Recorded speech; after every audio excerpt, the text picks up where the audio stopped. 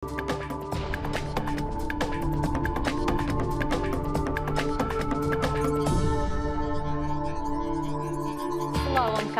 باش بە خێر بێنەوە بۆ کورت کنێکشنی دەنگی ئەمریکا کە لە کەناڵی NRTشەوە پێشکەشتانی دەکەین. لێرە لە واشنگتن کاتژمێر 8 بەیانیە و من هێرۆ زەنگەنە لەگەڵتاندا دەبم. Ez jê Salih Demî cerem silav û rêz de Kurd Connectiona îro de em ronî didin ser gelek mijarên girêdayî Amerîka, herêm û cîhanê di nav de jî agahiyên dawî li dor vekolîna Komîta Kongresa Amerîkaya girêdayî êrişa şeşê çileya sala 2021 kombûna NATOyê li Spanyayê û erêkirina Tirkiyeyê endamtiya Swêd û Finlandayê bo NATOyê. هەر لەم بەرنمەیەدا و توێژێک لەگەڵ ڕۆژنامەوانی دێرین عومەر فەرهادی ساز دەکەین کە لەلایەن کۆنسڵخانەی ئەمریکا لە هەولێرەوە ڕێزی لێگیراوە.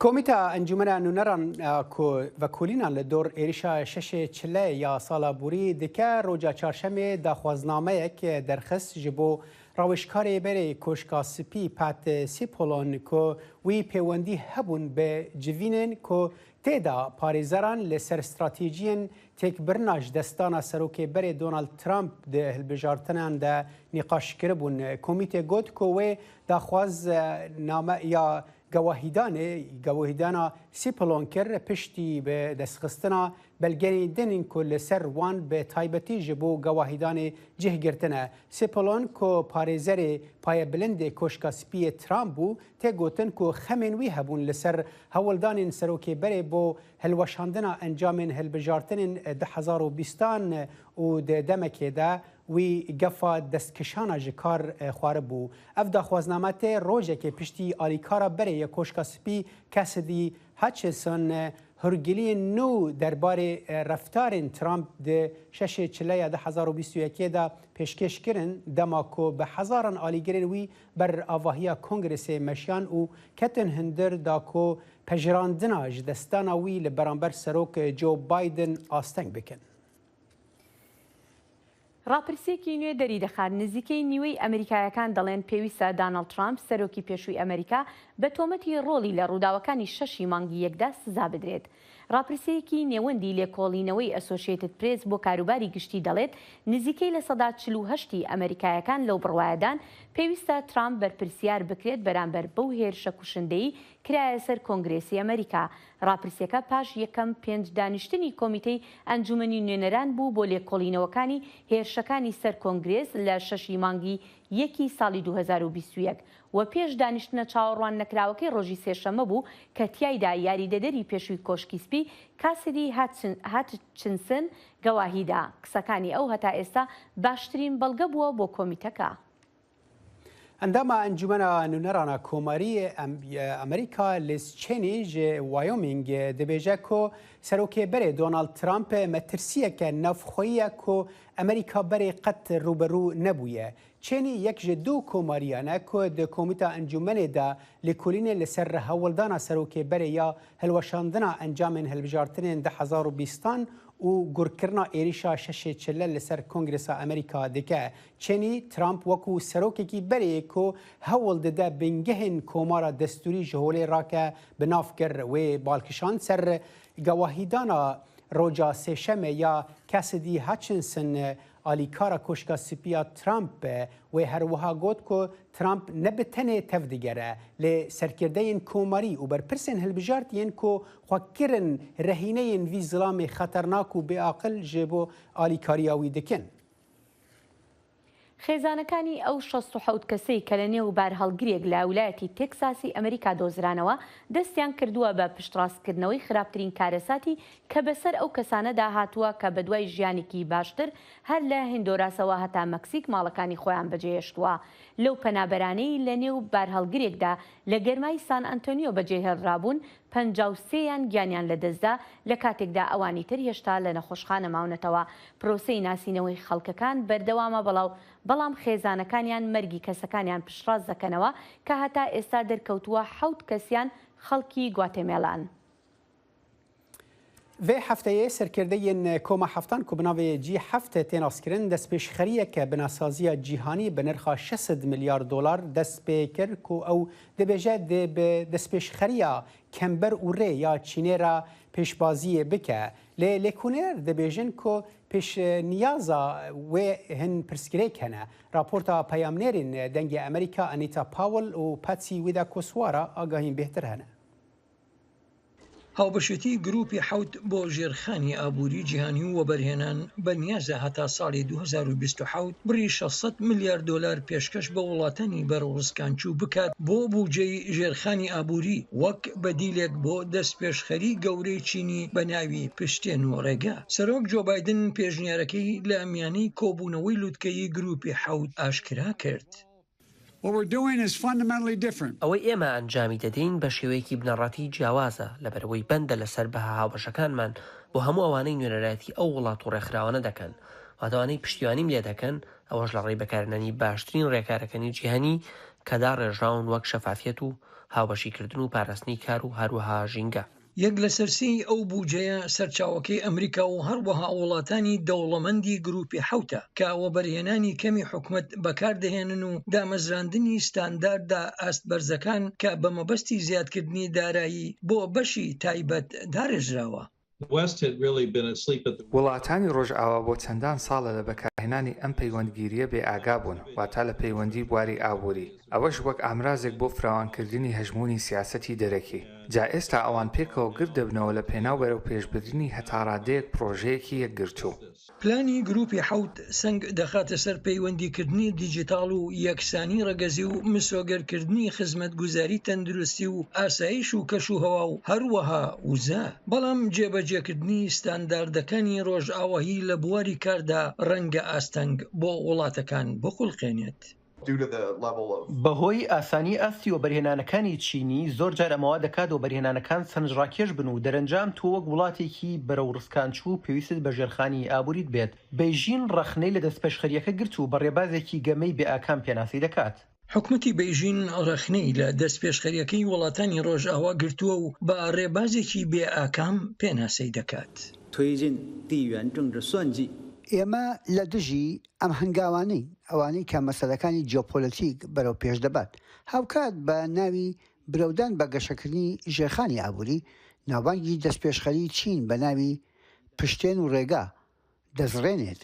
بە جوورەی ئاماری شیکاری دامەزراوەی ڕفێنێتیڤ لە ماوەی ئەم 9 ساڵە کە تێیدا دەستپێشخەریەکەی چینی وەگەرخراوە نزیکەی 150 وڵات دەستپێشخەریەکەیان واژوو کردووە و هەتا ئێستا پتر لە 2600 پرۆژە بە بەهای 3.7 تریلیۆن دلار ئەنجام دراوە. ئەنیتا پاوڵ لە دەنگی ئەمریکا ئەم راپۆرتەی ئامادە کردووە و من سمکۆ عەزیز پێشکەشم کردن.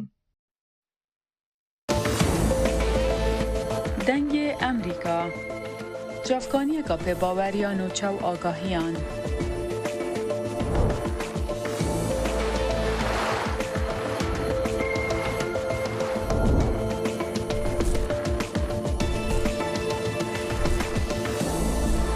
برای مالپەر و پلاتفۆرمên میدیا civakîya dengê Amerîka bala xwe bidin pêzanîn û nûçeyên cîhanê.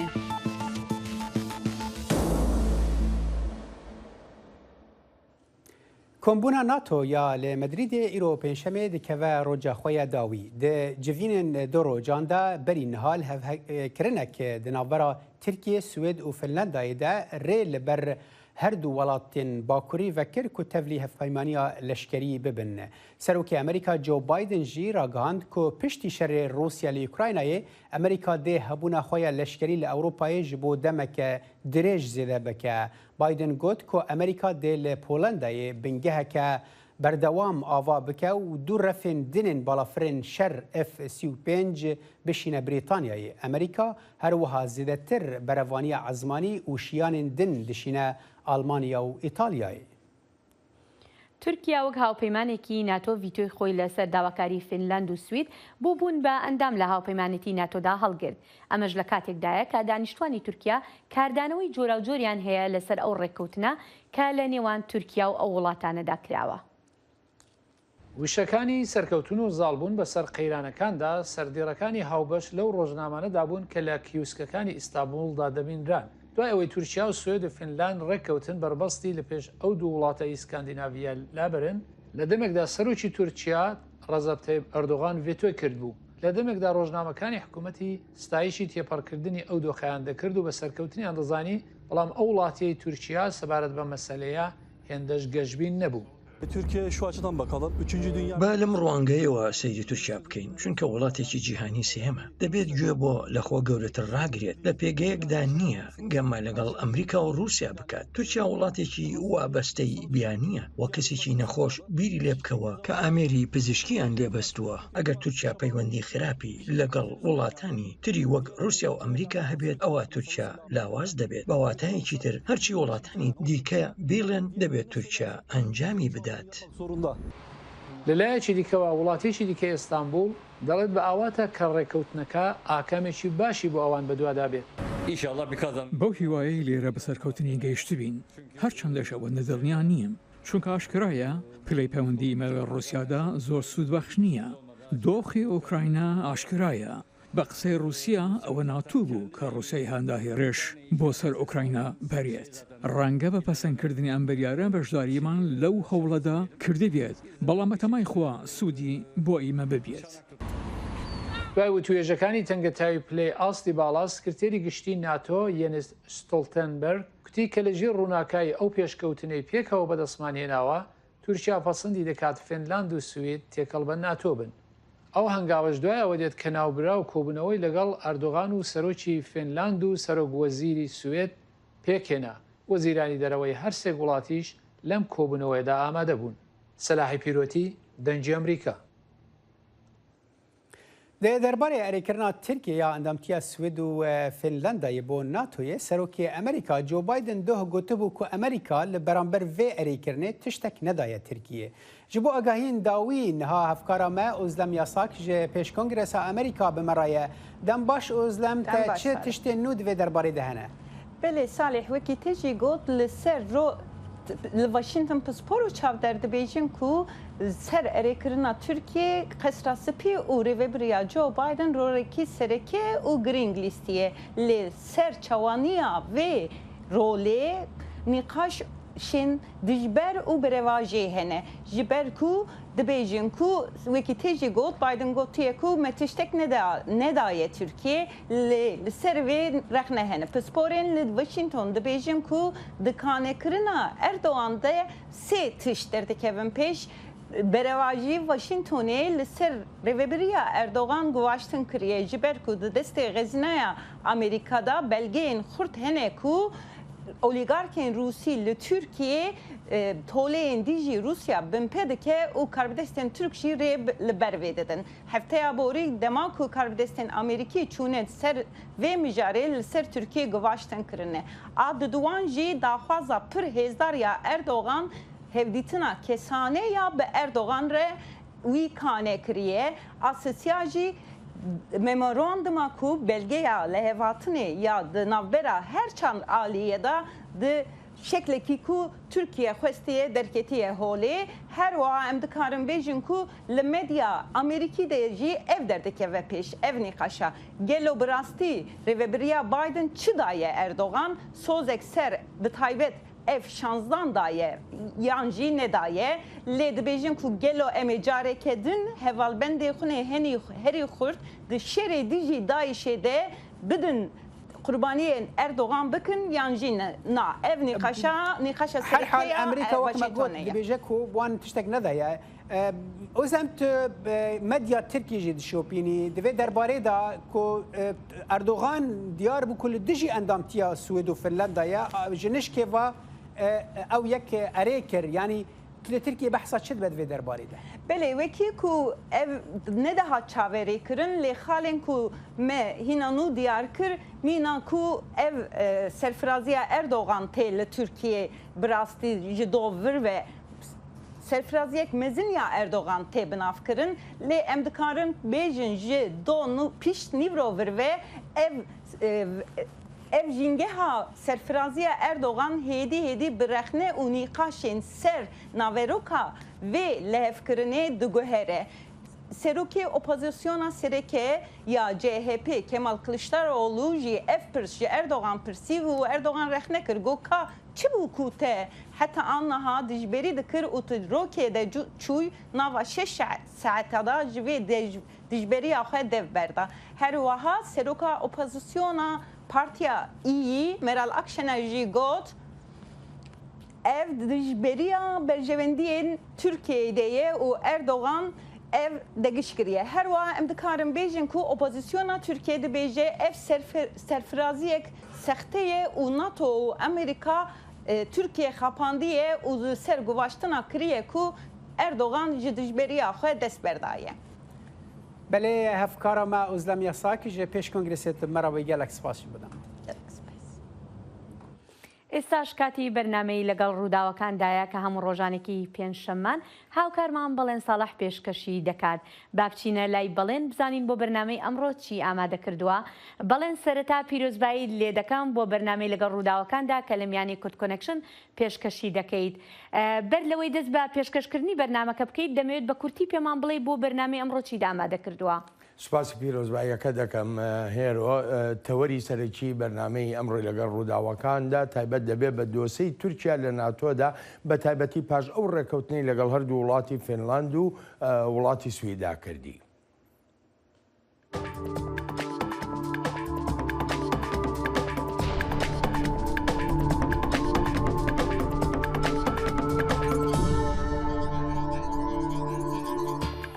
تورکیا هەر لە سەرەتاوە دژی داواکانی هەردوو وڵاتی سوێد و فینلاند بوو تا ببنە ئەندام لە هاوپەیمانەتی ناتۆدا. ئەنکەرە ژمارەیە داوای هەبوو لە پەیوەندی بە نیگەرانی ئاسایشیەکانیەوە لەوانە ڕادستکردنەوەی ئەوانەی تورکیا وەک دەڵێ گومانبارن بە کاری تێرۆریستی ئەمەش وەک ئاماژەیەک بە پارتی کرێکارانی کوردستان و بزوتنەوەکەی فتحوڵا گولەن. هەروەها داوای دانانی هەرێمێکی ئاسایشیشی کردبوو لە باکووری سووریادا. هەر لەو کاتەوە دانوستاندن لەگەڵ تورکیادا دەست پێ دەکات. بەرەنجامیش تورکیا ئەو مافی ڤیتۆیی هەیەی لە هاوپەیمانێتی ناتۆدا لە دۆسەی ئەندامەتی سوید و فینلاندا بەکاری ناهێنێت. لەژێر ڕۆشنایی ئەو بەرەو پێشەوە پێکەوە کردومانە تورکیا قایل بووە بە پشتیوانی فینلاندا و سوید تا ببنە ئەندامی ناتۆ. دەمەوێت سوپاسی سەرۆکی تورکیا و سەرۆکی فینلاندا و سەرەکوەزیری سوێد بکەم بۆ ئەو گیانەبەرزەی لە وتوێژەکاندا هەیان بووە. سەرۆکی ئەمریکا ستایشی ڕۆڵی تورکیا دەکات لە ناتۆدا و هەروەهاش لەو ڕۆڵەی دەیبینێت لە شەڕی سەپێنراوی ڕووسیادا بەسەر ئۆکرانیا.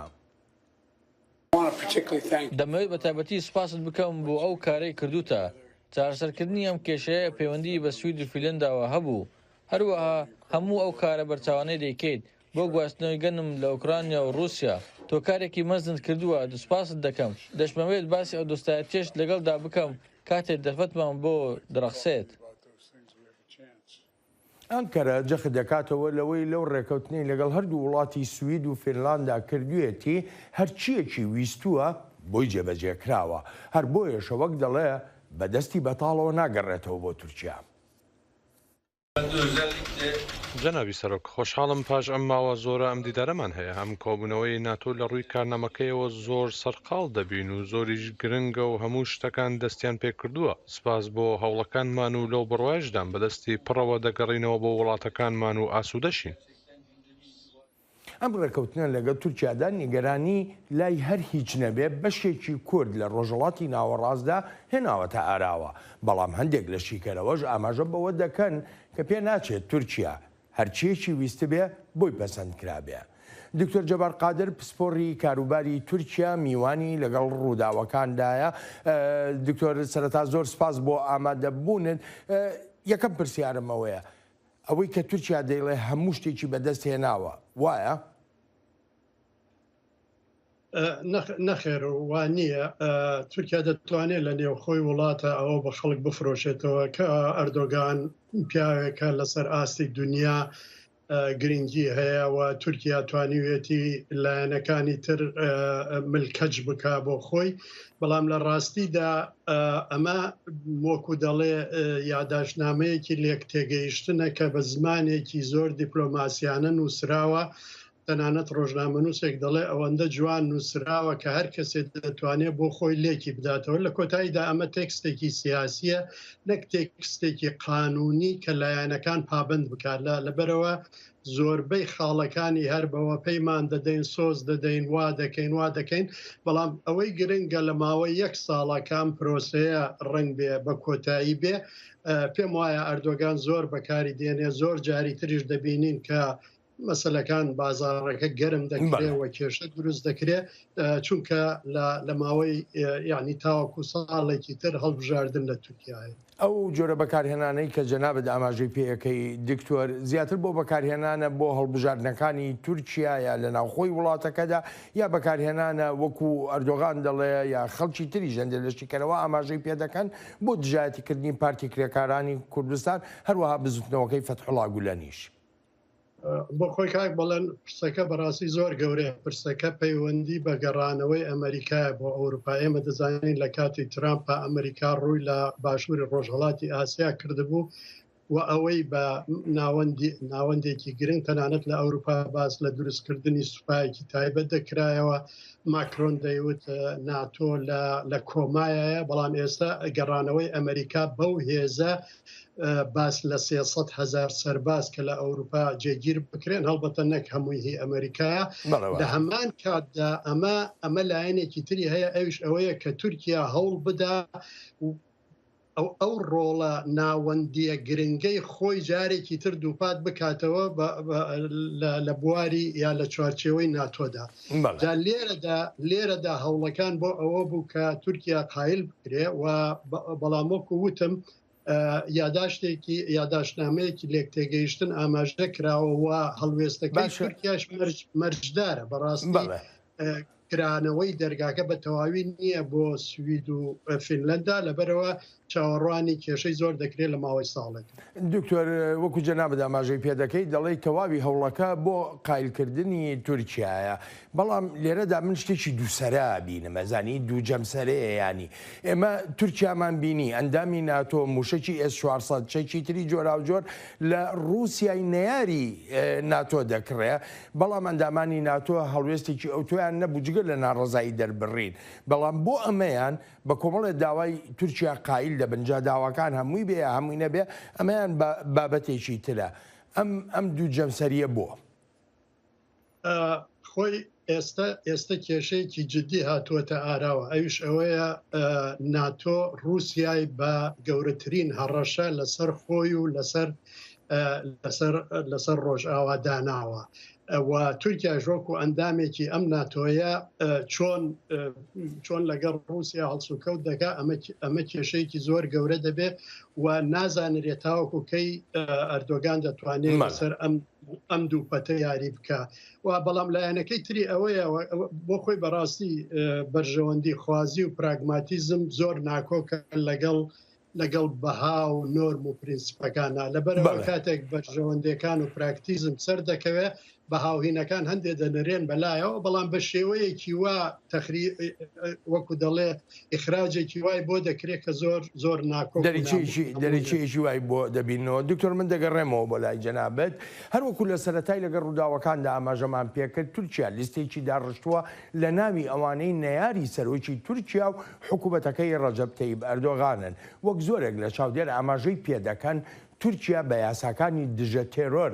دادگایی نەیاران و جودابیران و تەنانەت ڕۆژنامەوانانیش دەکا هاوپەیمانەتی ناتۆ و ئەوروپاش جەخت دەکەنەوە لەوەی ئەم ڕێکەوتنە سێقۆڵیەی تورکیا و فینلاند و سوید نابێتە هۆکارێک بۆ پێشێلکردنی یاساکانیان.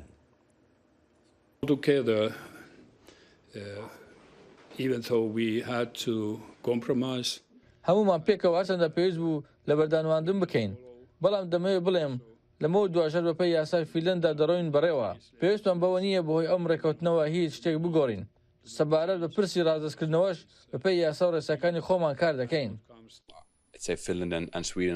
ئێستا فینلاند و سوید زیاتر بایەخ بە بەرژەوەندیەکانی تورکیا دەدەن بەڵام فینلاند بەڕوونی دەڵێت هیچ گۆڕانکاریەک ناکات لە سیاسەتەکانیدا بەرامبەر بە کورد بۆ نمونە هەر ڕاستکردنەوەیەک ئەگەر ڕوو بدات ئەوە لەسەر بنەمای یاسایی دەبێت نەک سیاسی.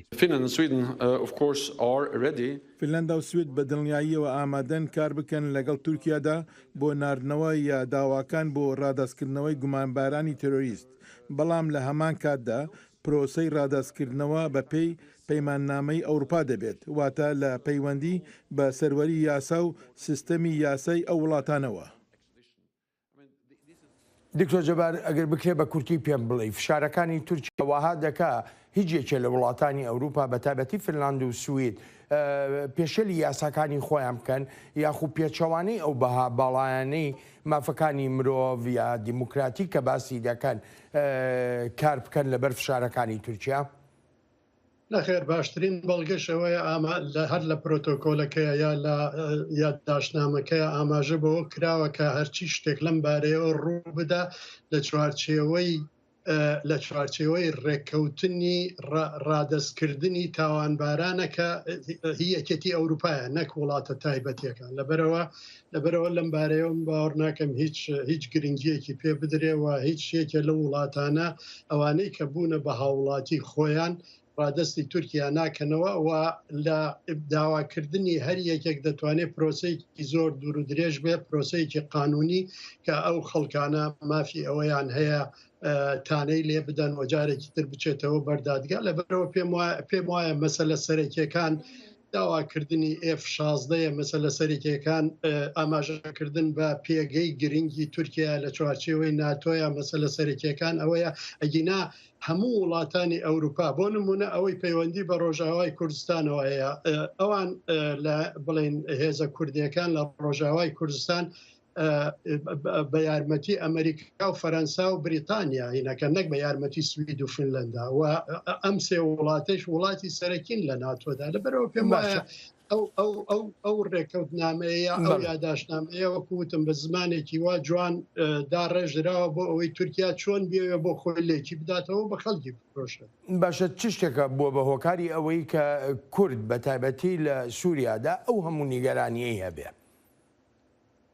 وڵی پێم وایە بەگشتی هێزە سیاسەکانی کورد و بەگشتی لێ ئەوانەی کە باری سیاسی کورد لێک دەدەنەوە تێگەیشتنێکی فراوانیان لەبارەی سیستێمی بڕیاردان لە وڵاتانی ڕۆژئاوادا نییە و سیستێمە سیاسەکە چۆن کار دەکات میکانیزمەکانی بڕیاردان چۆندا و ئەزمونونەکان ئەوەی دەرخستووە کە ئەم وڵاتانە هەر کاتێ بەرژەوەندێ باڵاکانی نیشتیمانەکانیان چاوەڕ پێویست بکە ئەو کاتە ئەو بڕیارە دەدەن کە لە بەرژەوەندی خۆیاندایە ئەوان خەریکی کاری خێرگوزاری نین خێرەومەندی نین لە وڵاتانە بۆیە ینی پێم وایە هەموو هێزی کورد دەبێت زیاتر وەکو دەڵێ پشت بە هێزەکانی خۆیان ببستن و هەوڵ بدەن پەیوەندی باشیان لەگەڵ هەموو لایەکە هەبێ و کێشە و ئاڵۆزی بۆ خۆیان دروست نەکەن. بەڵێ دکتۆر جەبار سپاس دەکەم بۆ بەشداری لەگەڵ ڕووداوەکاندا زۆر سپاس. بینەری بەرنامەی لەگەڵ ڕووداوەکاندا بوون و بەردەوامین لەسەر بەرنامەی کورد کۆنەکشنی دەنگی ئەمریکا پاش ناوبڕێک دێینەوە لاتان. دەنگی ئەمریکا سەرچاوەی متمانە پێکراوی هەواڵ و زانیاری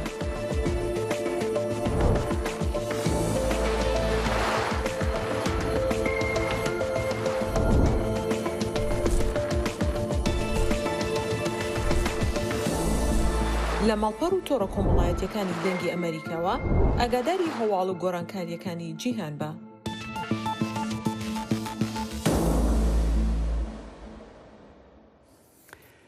لە شمانیا نەخۆشیەکە کولسەر چەرمێ مرۆڤ دەردیکەوە و کەلمێشێک لە دەڤەرێن کاڤل و گەماری دەبە سەدەماوەیە. ئەڤ نەخۆشی لە کامپا شەهبایە کۆ دەربدەرێن عفرینێ لێ دمینن بەڵاو بوویە و دەمەکێدا کو دەرفەتێن تەندروستی لە هەرێمێ کێمن پامنێرا مەلوەر ئاگاهین بێتر هەنە. دەربدەرێن عفرینی لە پەناگەها شەهبا بە پرسگرێکên ساغلەمیێ را ڕووبڕوونە کو نەخۆشیە لەشمانیە دناڤا واندا بەڵاو بوویە و gelek kes pêketine. Emel û qîza wê ya yek salî ji kesên ku bi vê nexweşiyê ketine ew bi gazince کو درمان نخوشی بوهای اول دور پیدا نابه. از قیزه من حبه سوله کاتنا حتی هم دارن احرزه قام که تحلیل چکن 10,000 حتی هم دگینن احرزه و قام که تحلیل چکن 3,000 لی داره و ام نزارن ام که چوکن ام که وقیس کش که بپارزینن ام نزارن حبه سوله هم که لنگی قیس که هاتیه ام که جر درمین هینن رگه حلب گرتیه و ورنا درمان تنایه و خنجی مستوصف که تنایه درمان بس لیه هر 10 هفته 3 هفته حتی جو کته نخوشی لاشمانیا کو وکه پزیکا ساله جیته به ناف کرن جبر تیدانا کلمهشان لسر چرم مروف درد کفه و اگر زونه درمان کرن شوناوه چاره سرنابه. زینب در بدرکه کو سالا پار لاوه وی بلاشمانیا کتبو ای سال جی دیسا اووی و پیکتنه. سالی چونی به حوادی سالی ها در زل خستن چه بو هی سال دیسا جرافتری و حبیگن دیدی چقمازنه و درمان تنایا در زیا نوبی که چوب به حتی خوششونی به حبیگ سر سبحی وارخیون حبی سالی سر پوزی می جیهوتی بو چند جرا دارم هلال دبن درمان تنایا رای گرتینات منظمانات جامع یعنی زنبی ما چوبو امراست ورا خوشیه وارن لعفرین ما به نخوشیه حبی سالی قناه بیستبو چطور نخوشیه لبرم راستی هاتینی. هر دوی درباره دا هیوا سوریا کرد پیکتی نخوشی لاشمانیا درمان دکه چه ناوندین خواه یان بریا تیمن گروک لی درفتین وان هندکن وکه درمان تقیگه و پجشکن پسپور جبر وی روشه او نکارم به تمامی چاره سری پیشکش بکن اوش در بدران دو خازن کو پرتر تدبیرا پاراستنا خو بگرن. درکه کسر بداره بنا موسیو دخواه کن لنها پیشیا نکن در باسی جی انسان لخواه دکه دمی نموسیه و نکن در باس به اوه نیل پیشیا انسان داده اید دی مبیدات حشری هنه اجبوف مجاری خود طیبت ایلشمانیه واره رش کرن ای باش به لما وشتن پیشه به مسئله بس کرن و ACC گرکه اخصائي جلدي هبن جبيكو في مسألة فهم كان لأن المشمان يبقى يعني تشخيصي خبرن وإجراءات الخصوصات خطبي برن أما هفتش توجي جمع ده فتو جمع تنبه هی جای ببیر خستنه کو پناگاه شهبا دما در بدرن عفرینی لی بجهبو بون قاول کریبو و گلک ویران لی هبو کو جبر شر و جنگا لی قومیه شرط و مرجن ساغلمیه لور پرکم باخن کو در بدر بیچاره با جاوی جه تندرستیا خوددن. نوروز را شدنگ امریکا شهبا. دەزانین لە هاویندا منداڵان زیاتر تووشی ڤایرۆس و نەخۆشی دەبن بەهۆی گەرما و ئاوی پیسەوە بە تایبەتی ئەم ساڵ نەخۆشی کۆلێرا مەترسێکی زۆری دروست کردووە. ژمارەیەکی زۆری منداڵان لە دووهۆک لە نەخۆشخانە لەژێر چاودێریدان. پەیامنێرمان سەلام باڵایی لەم بارەیەوە راپۆرتێکی ئامادە کردووە.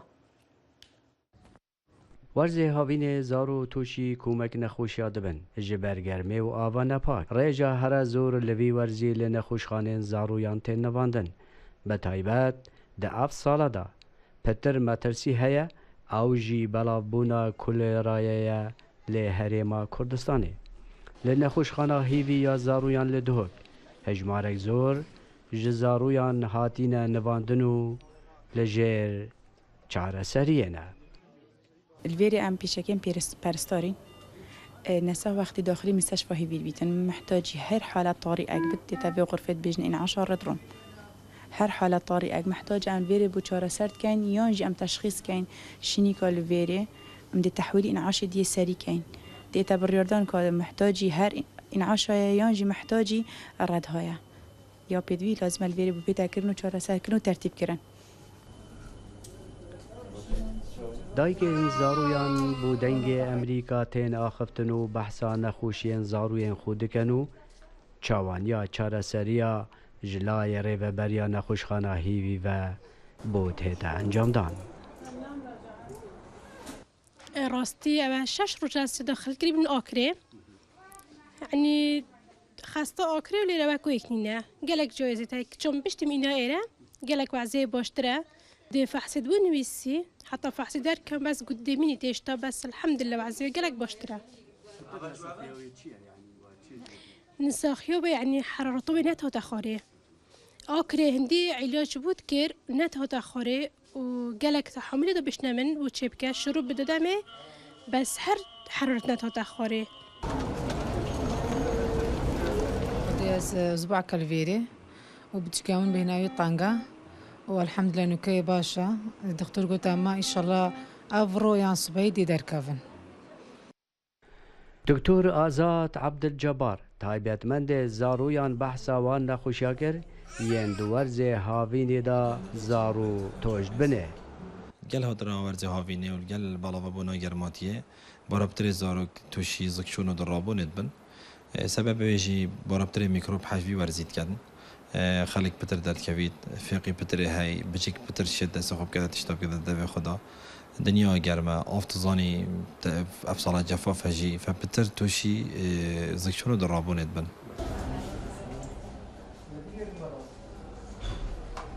بس نسبتي هبونا كوليرا بتكي راسي فرقا يد كوليرا بتر موزنات قريت راستي واواج جهات قريت اوت ماجوريت ودرسنا وقالك زكشونا وكي اوفا برنجي يعني وكو خلق دابزانيتن قالك زكيوات شيتن زكيوات ايشيتن بس بربتري حرارات ومحرارات نينا الحمد لله حطاني كما حالات كوليرا نينا بهبون هجمارکا زوریا آواره و پنابران لپارزگاه دهوک لنخوشخانین دهوکه هجمارکا زوریا آواره و پنابران به تایبت دورز هاوین دا لنخوشخانه تن دیتن سلام بالایی دنگ امریکا دهوک ساڵانە لە دەشتی شارەزور و هەڵەبجە ژمارێکی زۆری شووتی لەلایەن جوتیارانەوە بەرهەم دەهێنرێت بەڵام وەرزی پێگەیشتنی وەک خۆیان دەڵێن بەهۆی بێپلانی و ڕێگەدان بە هاوردەکردنی بەرهەمی وڵاتانی دراوسێ بەرهەمەکانی ئەمان وەک پێویست پارە ناکات لە بەرامبەر ئەمەشدا وەزارەتی کشتوکاڵ زۆری بەرهەم و نەبوونی هەماهەنگی لە نێوان عێراق و هەرێم بە هۆکاری ئەوە دەزانن کە هەندێک جار بەرهەمەکانیان لەگەڵ ئەوەی باجیشیان لەسەر دانراوە لە دەرەوەی عێراق دێنە عێراق و هەرێمەوە. بە تێچوویەکی زۆر و لە موشکە ساڵیەدا 6 دۆنم شووتی بە ئیجار بەرهەمێناوە ئێستا وەرزی پێگەیشتنی شووتیە بەڵام نەبوونی بازار بۆ ساختکردنەوەی کێشەی ئەم جوتیارە و هەموو جوتیارانی هەرێمی کوردستانە کەوە خۆیان دەڵێن بەرهەمی ناوخۆ زۆرە و بە شێوەی ڕەسمی و بە قاچاقیش لە مەرزەکانەوە شووتی دەهێنرێتە عێراق و هەرێم ئێمە وەکو ئیبین ئەم کێڵگە و مەزرا تقریبان زیاتر لە 6 دۆنم شووتیە کە ئێستا لە پشتانەوە ئەیبینن لە ڕاستیدا کێشەی ئێمە ئەوەیە ئەو حدودانەی کە بۆ ئەم ساڵ ئەو حدودانەی کە کرایەوە بەڕووی ئەو حدودانە کە کرایەوە لە باشووری عێراق کارێکی کرد لەسەر بەروبوومی کشتتوکاڵی جوتیارانی هەرێمی کوردستان کێشەیەکی زۆر گەورەی بۆ ناوینێتەوە. جیاواز لە ساڵانی ڕابردوو بازبوونکردنی خاکی هەڵەبجە شووتی زەرد و شووتی سووریش ئێستا بەرهەم دەهێنرێت لە بەرزۆری بەرهەمەکە کیلۆیەک لە نێوان 50 دیناری عراقی تا 6 دیناری عراقی دەفرۆشن. لە بەریتانیا زۆر داواکاری لەسەر بوو کە بینی بوویان کوالەتی کێڵگەی کوردستان گەشتوتە ئاستێک کە ئاستێکی زۆر بەرزە خۆیان هاتن ئەو سوپەرمارکێتانەی بریتانیا داوای ئەم بەرومانە ئێمەیان کرد کە بیبەنە دەرەوەی وڵات بەڵام بەهۆی ڕۆتین و چەندەها کێشەوە بەڕاستی نەمانتوانی بگەینە ئاستێ پێش موسیمەکە بتوانین ئەم بەروبوومە بنێریە دەری وڵات. من داواکارم لە هەموو هاوڵاتیانی سەربەرزی هەرێمی کوردستان بگەڕێنەوە بۆ بەرهەمی ناوخۆ. لە ناو بازاڕەکاندا شووتی فرۆشەکان دەڵێن ساڵی پار بەرهەمی شووتی نرخێکی زۆری دەکرد ئەم ساڵ بەهۆی گونجاوی کەشوهەواکەوە بەرهەمەکە زۆر بووە ئەو نرخەی ساڵی ڕابردوو ناکات. فاشوتی کیلوی 350 دینار لە علوە 400 دیناریەکە 325 دیناریە کرد فەلعکەم کردبووی شووتی هەولێریش بەم ڕادەیە زۆر نەبوو. ئیمساڵ بۆچی پارە ناکە ئیمساڵ لەبەرەوە پارە ناکات شووتی شارە زوور پارکە پارێکە فەلاحێکی زۆر ساڵ شووتی زۆری کردووە اینجا شووریش وەکو جاران نەماوە گۆل بێسە ئەم قەترە ئاسانە. مەسەلەی شووتینە لە علوە ئەمڕۆ لە زۆریا شووتینە لە علوە بۆ شووتی پارە ناکە هەتا دوێن ئێمە شووتیمانە بۆ پیکا بە شووتی 6,000ەکە 7,000ەکە ئەگەر زۆر دەرەجەیەک لە 150,000 دیناریە کرد بەڵام شووتیەکە زۆرە هیچ نەخۆشیێکیشی نییە بەڵام شووتێکی زۆر کراوە لە بەری ناڕوە لەم کاتا شووتی لە شارە زورا پێگەشتووە شووتی لە پردێ پێگەشتووە شووتی هەورێ پێگەشتووە بەروبوومی شووتیمان زۆرە. بەڕێوبەری گشتی کشتتوکاڵی هەڵەبجا لە لێدوانێکدا بۆ دەنگی ئەمریکا سەبارەت بە کەمی نرخی بەرهەمی شووتی دەڵێ پێگەیشتنی شووتی لە عێراق و هەرێم و زۆری بەرهەمەکە کاریگەری لەسەر کەمبوونەوەی نرخەیە لەگەڵەوەشدا وەزارەتی کشتتوکاڵ باجی لەسەر بەرهەمەکانی دەرەوە داناوە. خۆی ئەمە ینی دوو لایەنی هەیە بۆ ئەوەی بتوانی پارێزگاری لە نرخ بکەیت. لایەن یەکەمیان ئەوەیە کە وەزارەتی کشتتوکاڵ کە ساڵانە پێی هەڵەسێت دروستکردنی خشتەیەکە بۆ ئەو بەرهەمانەی کە لە کاتی پێگەشتنە و بەشی پێداویستیەکانی ناوخۆەکەن ڕێگری یاخود باج بکرێت سەر بەرهەمی دەرەکی. و وەزارەتی کشتتوکاڵ هەر لەم ڕۆیشەوە لە هەمانگی و هاوکاریە لەگەڵ وەزارەتی کشتتوکاڵی عێراق بۆ ئەوەی ڕۆژنامەیەکی کشتتوکاڵی یەکگرتوو دروست بکرێت. ساڵی ڕابردوو بڵاوبوونەوەی نەخۆشیەک بە ناوی ڕەقا بەرهەمی شووتی جوتیارانی گرتەوە. بارینی بەفرێکی زۆر لەم ساڵدا وەک بەشێک لە جوتیاران دەڵێن بەشێکی زۆر لە نەخۆشیەکانی لەناو بردووە. ئەم ساڵ وای کردووە بەرهەمەکە زۆرتر بێت، بەڵام دەواازە سنووریەکان لە عێراق بەرەو ڕووی بەرهەمی وڵاتانی دراوسێ کراونەتەوە. ئەمەش کاریگەری لەسەر نرخی بەرهەمەکەی ئەوان کردووە. فەرحان هەورامانی، دەنگی ئەمریکا، هەڵەبجە. بەێ هیرۆ شووتی ژێرە دوی زەبەشی ینی یەکژێ بدەهان بەرهەمین بووان وڵاتان چێ دەبە بوو دەبێ ینی گوهدانەکە تەمامی پێبش بەر و براسیژی ئەو سامانین نافخۆیین وان وڵاتانە نەدەبێ ینی گوهدانێک پێ ببە. بینەرە هێژام بەردەوامن کورکۆنێکشنداە بەرێ ئەم دچن ناوبەرێکی. زایڵی داهێنان بەرنمەیەکی فەرهەنگی و هوەری بەشی کوردی دەنگی ئەمریکا. من ئاسۆجەبە لە واشنگتن دیسیەوە هەردوو هەفتە جارێک دەبمە میوانی ماڵەکانتە لەگەڵمان.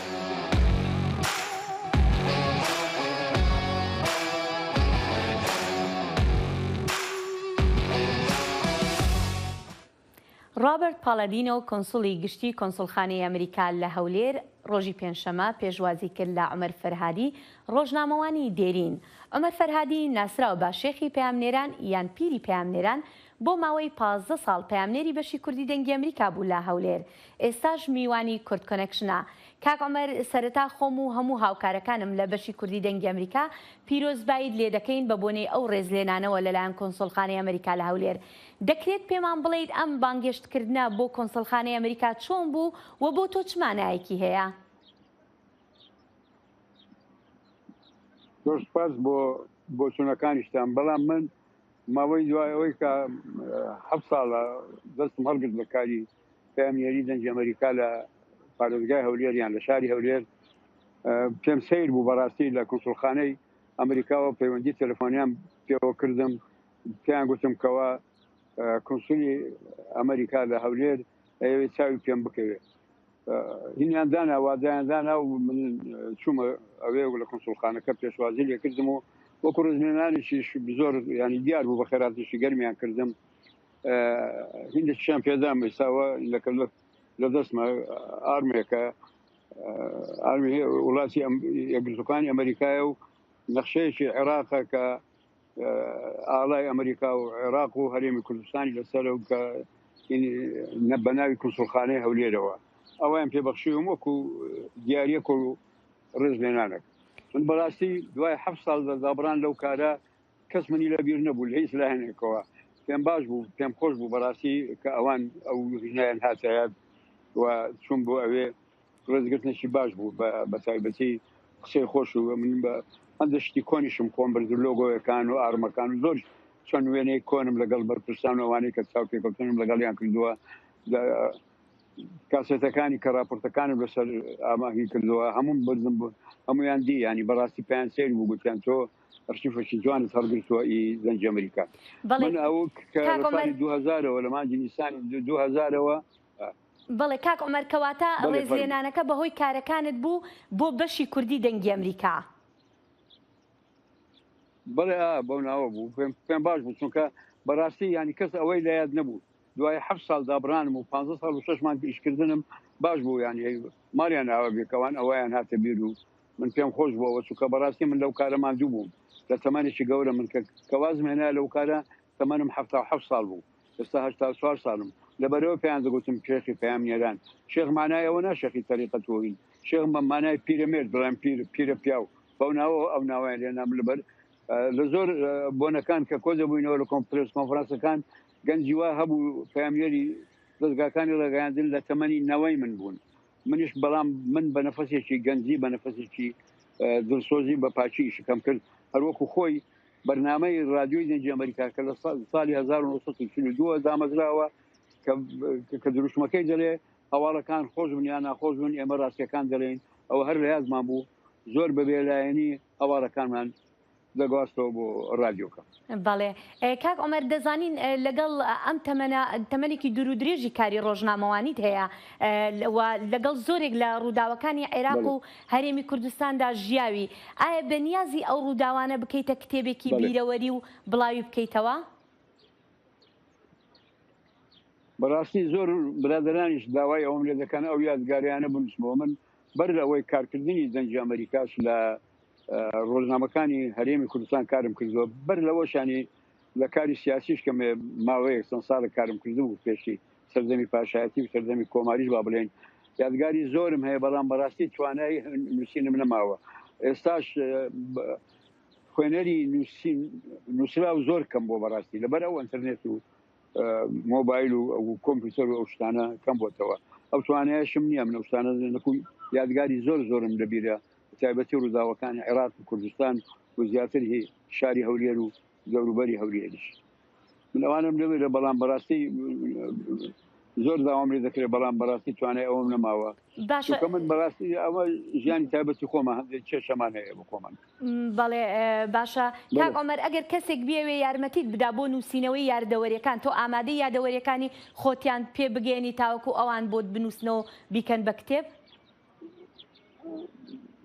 بۆنە ئەوە دەکرێت ینی ئەگەر ئاسانکاریەک هەبی لەو بارەیەوە من یادگاری بەڕاستی زۆرم وێری بە تایبەتی ڕووداوەکانی عێراق زۆر بەی بەگشتی و هەولێر و هەرێمی کوردستان زیاتر بەور دەکاری بەڵام بەبێ ئەوەی کە من بەلایەنگری و یان بیرروڕای هیچ حزب لایەنیشی سیاسی لەوانی هەندێ قسە هەیە بیکەم لایەنانی حزبی سیاسی ئێستاکە هەبێ پێیان ناخۆش بێ ئەو شتانە. بەڵێ کاک عومەر هیوای سەرکەوتنت بۆ خوازین زۆر سپاس. زۆر سپاس بۆ ئێوەش.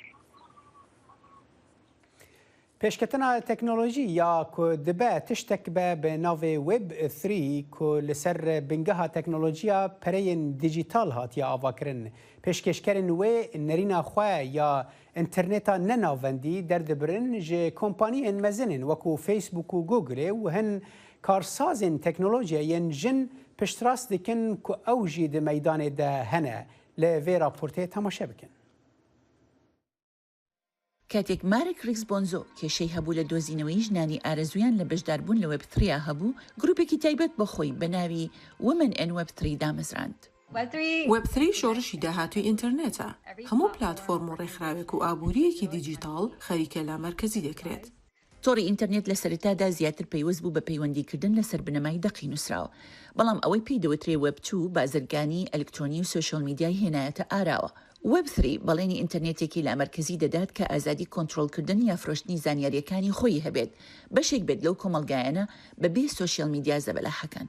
هەروەها ڕاکێشانی خانمانی خاوەنکار و ڕێبەران و تەکنۆلۆجیستەکان ئەوانەی دەڵێن وeb3 دەستپێکردنێکی نوێی پێشکەش دەکات بۆ پیشەسازی تەکنۆلۆژیا کە پیاوان تیایدا باڵادەستن. هاودامەزنەری BFF گروپێکن کە ئامانجی ئەوەیە ژنان و ئەو کەسانی کە جەندەریان نییە زیاتر لە وeb3 بەشدار ببن. دەرفەتێکی زۆر هەیە لە بوارەکانی دارایی بازرگانی کۆمەلگا و کارکردن کە پشتگوێ خراوە. ئالکس کافلۆکس هاودامەزرێنەری میتا ئەنجلز کۆمەلگەیەکی ئەندامێتی NFT کە ئەندامانی ئایندەیان بە کڕینی NFT بەشدار دەبن یاخۆ تۆکنی کەشیانی گۆڕینەوەی نییە پارچەیەک لە هوەری دیجیتال کە بە بەکارهێنانی تەکنۆلۆژیای بلوکچێنەوە دروست کراوە. هەر جارێک کە ئەندامێتیەکی NFT دەفرۆشرێت ڕێژەیەک لە قازانجی فرۆشتنەکە بە شێوەیەکی ئۆتۆماتیکی بۆ هونەرمەندەکە و میتا ئەنجلز دەچێت. ئەوە پەیوەندی بە دەستکەوتەوە نییە بەڵکو بە دڵنیابوون لەوەی دەرگاکانمان بە واڵایی دەمێننەوە. شارەزای ئاسایشی ئەلکترۆنی ئۆلاینکا ئۆدینەران ئەنجومەنی بلۆکچێنی ژنانی ڕەشپێستی دامەزراند بۆ هاندانی ژنانی ڕەشپێست ببنە ئەندازیاری بلۆکچێنی وeb3 بیرۆکەکانی پەیوەست بۆ وeb3ەوە سەرنجی ڕاکێشاون. توانایی بۆ دروستکردنی شەفافیەت و لە پاشاندا لێپرسینەوە لە ڕاستیدا وەک ئەمرازێکم بەدی کرد بۆ یارمەتیدانی کۆمەڵگەکەم تا بتوانێت ئازادی دارایی بەدەست بهێنێت. لەم دەمەی هێشتا ماوەتەوە کاریگەری وeb3 ببینرێت ئەم ژنانە ئیستا کۆ دەبنەوە تا بزانن چۆن ببنە بەشێک لێی. بۆ دینە مەچەڵ شایان پاشا دڵنی ئەمریکا. کورد کۆنێکشن ئایرۆ بە داوی هات هەر شاد و بەختەوەر بن. کاتێکی خۆش هەر شاد بن.